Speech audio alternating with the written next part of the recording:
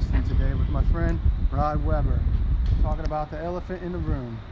And so I'm your independent write-in presidential candidate in 2020, and I'm here to acknowledge the forces that are behind our political and economic systems that have corrupted our political systems for private wealth and private benefit.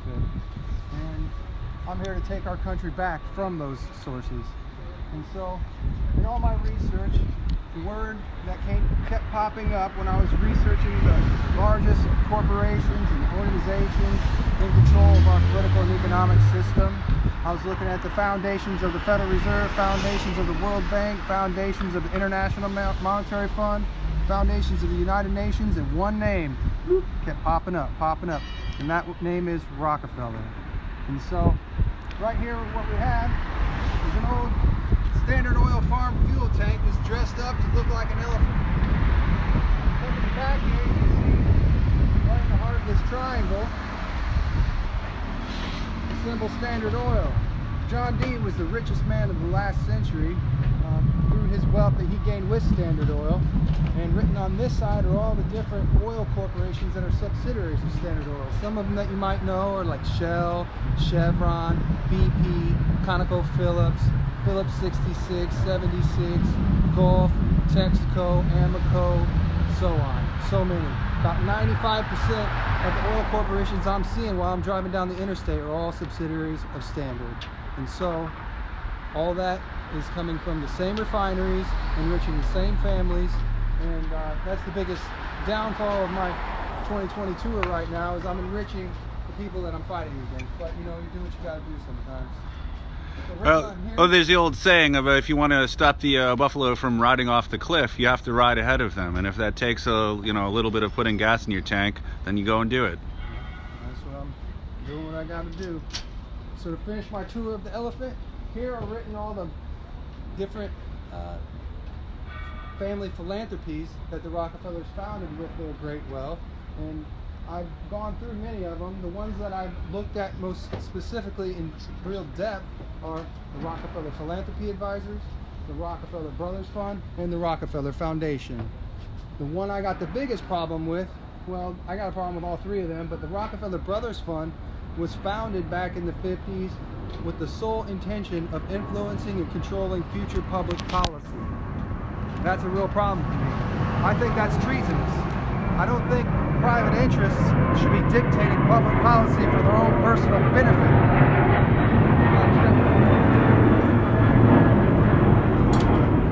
But to put it to you simply, politics made simple by Kasey Wells. Public servants should serve public interests, and public policy should be driven by public input. So what I want to do more than anything to help combat, to offer a solution to the problems that these private philanthropies have created, is build a government-based website that will allow all U.S. citizens to log on, view upcoming government agendas, have the opportunity to give input on those agendas, have that input voted up or down. I think the best input would rise to the top, and then that is what we should be building public policy around. Having the public give their input and using the collective wisdom of the crowds to dictate public policy for the things that the people want, not private developers. But so written on this here are all the negative things I want to fight against while I'm running for president. Written on the other ear are more positive things I want to fight for that I think could help uplift people. So the other ear is more about equality. This ear is more about justice. If you were to sum up my campaign in one word, I would say it's equality.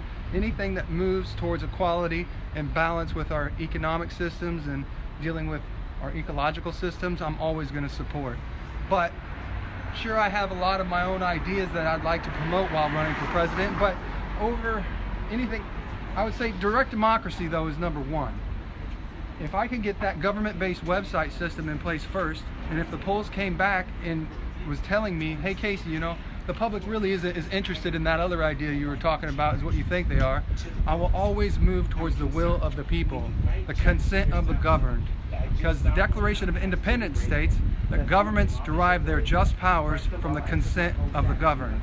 So I'm just trying to get us back to the foundations and the principles of what this country was founded on. So do you feel that we do have the consent of the people in our current system? Oh no, not at all. No, I think they've been operating outside of our consent for far too long, and they more geared towards working towards private interests. Because let me tell you on this side, sure, there's a lot of different organizations over here that those philanthropies I was telling you about donate to. I mentioned some of them already, but I would say the one I got the biggest problem with is economic development. Nelson Rockefeller and his brothers, and they basically invented the term economic development, but it's very tricky. It's very, convoluted. It's mostly about developing their own personal wealth, but they push it upon communities to give this incentive or an idea that, oh, we're going to develop our own economy in some way, but it doesn't usually work out that way. And so to talk to you about economic development a little bit from a personal level, I went down to my local economic development council years ago, and I asked the CEO there where he gets his stomping orders. He told me they take it from the International Economic Development Council. Then I researched the International Economic Development Council, and I found the Rockefeller Brothers Fund funds some of their agendas. The CEO of my local Economic Development Council also told me that all the other economic development councils in my state of Illinois are very well connected. The IEDC has over 4,500 different, splinter groups or other economic development councils that fall under their umbrella. Also, in the IEDC board member handbook, it states that this organization will determine who wins and loses in the international marketplace. And what they do is invite public servants, mayors and other public servants to be a part of these private economic development councils, and they basically spoon feed them redevelopment projects. And those redevelopment projects oftentimes use our TIF district money, our real estate tax dollars. 9 times out of 10, the corporations that get the contracts for those redevelopment projects in our local communities go to corporations that are invested in the local economic development council. It's just a way to extract our real estate tax dollars to funnel it into the hands of internationalists, i.e. Rockefeller family philanthropies or their personal interests. And I see above that you've got Federal Reserve, currency creation in 1913. Oh yeah. Can you tell me about that? Okay. Senator Aldrich was the senator that wrote some of the pamphlets that became the Federal Reserve System. Years prior to that, Aldrich had a daughter, Abby Aldrich. She married John D. Rockefeller Jr. So they were in connection with their families for a long time before that. Also, Aldrich got together with some other members of their select group to meet at Jekyll Island prior to the foundations of the Federal Reserve, and the Rockefellers have a cabin there on Jekyll Island also, but Rockefeller influence, I'm telling you, was behind the foundations of the Federal Reserve from the beginning, and to this day I believe they're very connected to it through Rockefeller Financial, or they now call it Rockefeller Capital Management, I believe is the shadow of the Federal Reserve that controls them in some ways. And so I want to investigate them, and that's part of my political agenda in 2020, is to end the Federal Reserve System and return the power to issue and distribute and control our currency back into the hands of the U.S. Treasury. And if we did that, we could end income taxes, and we would have all the money in the world to finance public projects for public good. So some of the other things that I saw on the other side, where was it? There's like this whole thing here about Republican, Democrat, true and false and all that. Yeah. What is, I know you're running as an independent.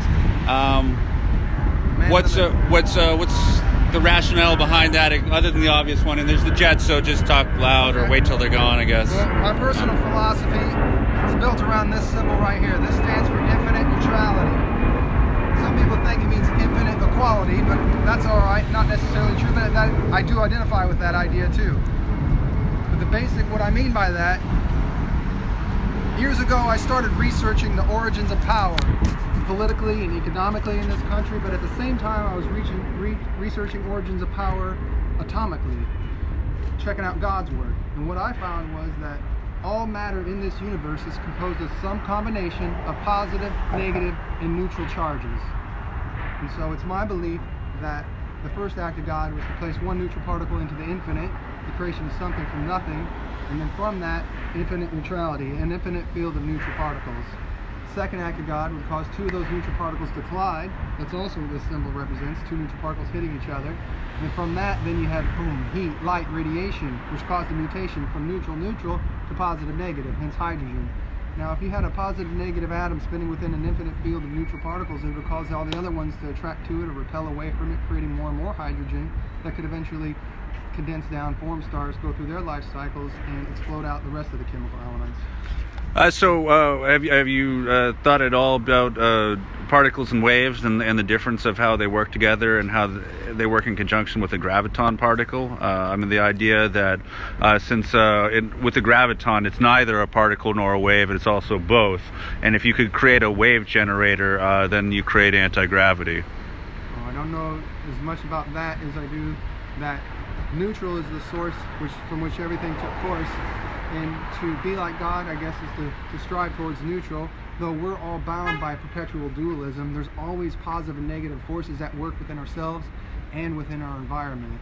And so what I want to do is to recognize divisions and find neutral positions, to strive towards neutrality. But that doesn't mean to always be neutral on every issue. Sometimes you have to take a polar position. Like the gap between the rich and the poor is so strong right now that I will always be fighting for the poor until we come to some kind of economic balance where things are a little bit more fair in this country. And so in life, there's all these divisions between Republican and Democrat. There's positive, negative, true, false, right, wrong, up, down, in, out, and what have you. And there's always this and that. But I think the Spirit of God and the essence of God is found through neutral, in maintaining the balance, in finding center between polarizing forces.